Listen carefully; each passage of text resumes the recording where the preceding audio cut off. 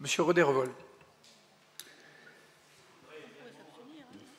Donner mon sentiment sur cette délibération et la contractualisation qui est proposée. Je pense que pour comprendre l'enjeu de ce type de sujet, il faut repartir en arrière sur ce qu'a été la politique des gouvernements successifs depuis une dizaine d'années.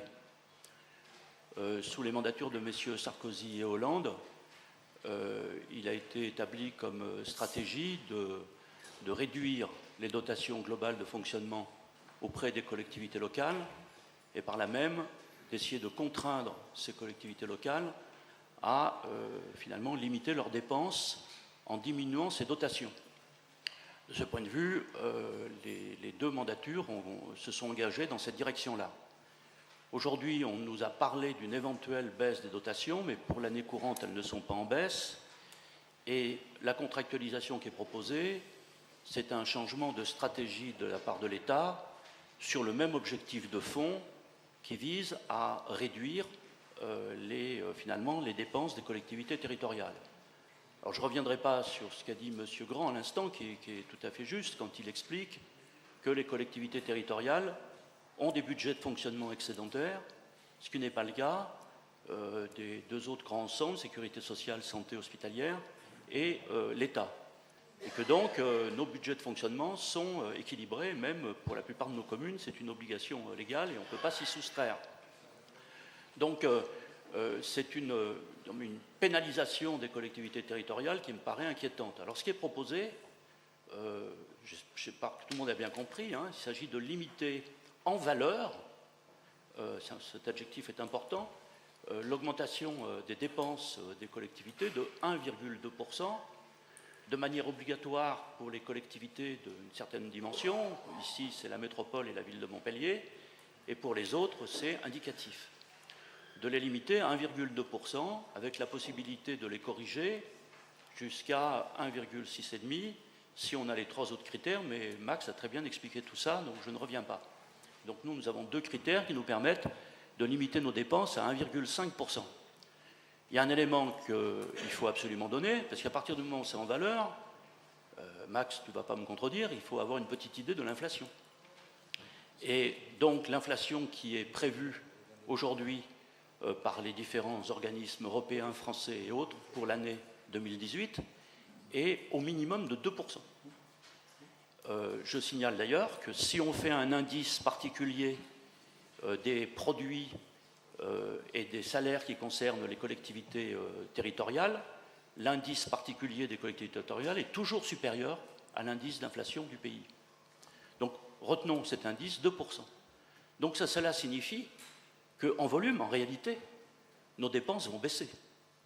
Elles vont baisser pour nous de 0,5. Et puis, voilà, donc ça signifie que ce qu'on nous propose, c'est de contractualiser cette dépense. Donc ça me paraît une méthode qui est différente de la précédente, puisque la précédente, on nous diminuait les dotations aux subventions, mais on leur disait « administrez comme vous voulez votre collectivité ». Alors qu'aujourd'hui, on veut nous empêcher d'administrer comme on veut notre collectivité. Et donc c'est vrai qu'il y a un côté mis sous tutelle dans la façon de fonctionner de cette contractualisation. Donc moi, à la différence de notre collègue Jean-Pierre Grand, je voterai contre cette délibération pour manifester le fait que notre Assemblée doit dire qu'elle est contre. Alors vous me dites, oui, mais si vous êtes contre, vous allez avoir une pénalité. Ça aussi, Max l'a bien expliqué. C'est-à-dire que si vous dépassez, d'ailleurs, même si vous votez pour, si vous dépassez, vous aurez une pénalité quand même. Si vous dépassez les dépenses de fonctionnement de 1,5%, le supplément que vous dépassez, eh ben, l'État va vous le piquer.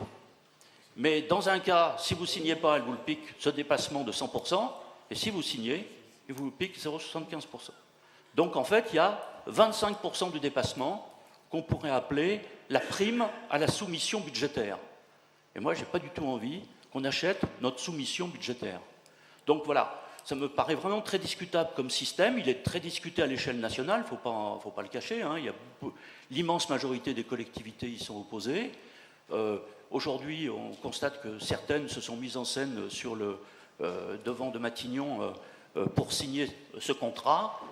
Montpellier n'était pas, et je m'en réjouis, dans cette mise en scène, mais l'immense majorité des collectivités, aujourd'hui, refusent de signer et engagent un bras de fer avec le gouvernement. Donc moi, j'aurais préféré que la métropole de Montpellier soit avec l'immense majorité des collectivités. Alors, c'est vrai que notre association d'agglomération et de métropole France Urbaine à l'échelle nationale n'a pas pris de position ni d'un côté ni de l'autre. Les autres associations, départements, régions et maires ont pris position contre ce système. Donc moi, je m'en étais ouvert à Max en lui disant, voilà, est-ce qu'on ne pourrait pas, nous, faire de la résistance aussi sur ce sujet et ouvrir une négociation un peu plus rude avec l'État en faisant bloc avec la majorité des collectivités. Je ne sais pas, dans l'entretien, Max m'a répondu avec beaucoup de franchise que lui, il soutenait ce gouvernement. C'est très bien. On a parfaitement le droit en tant que citoyen de soutenir ou de ne pas soutenir un gouvernement, d'être pour ou contre ici, mais on n'est pas élu ici pour soutenir ou pour ne pas soutenir un gouvernement. On est élu ici pour savoir si la défense de notre collectivité nécessite d'accepter ce cadre ou de ne pas l'accepter. Donc moi, je vous invite à partir de cette analyse à refuser cette délibération, parce qu'on rentre dans un cycle où ensuite l'année suivante, on va nous proposer une autre contractualisation et on sera de moins en moins libre d'administrer nos collectivités. Merci, M. Reval. Si j'osais, pour l'histoire du soutien au gouvernement, si on vote contre, on prend 100%, si on ne vote pas contre, on prend 75%. C'est totalement indépendant de la politique, c'est que de la comptabilité. Et qui se reporte sur les 31 maires, pas seulement sur Montpellier. Hein. Ce que je disais, c'est qu'il y a actuellement une négociation assez ferme qui s'engage entre la majorité des collectivités et le gouvernement, et je considère que la meilleure chose à faire, ça serait de surseoir à cette contractualisation et d'attendre qu'on soit avec la majorité des collectivités pour décider avec eux l'attitude qu'on a vis-à-vis du gouvernement sur ce sujet. Voilà.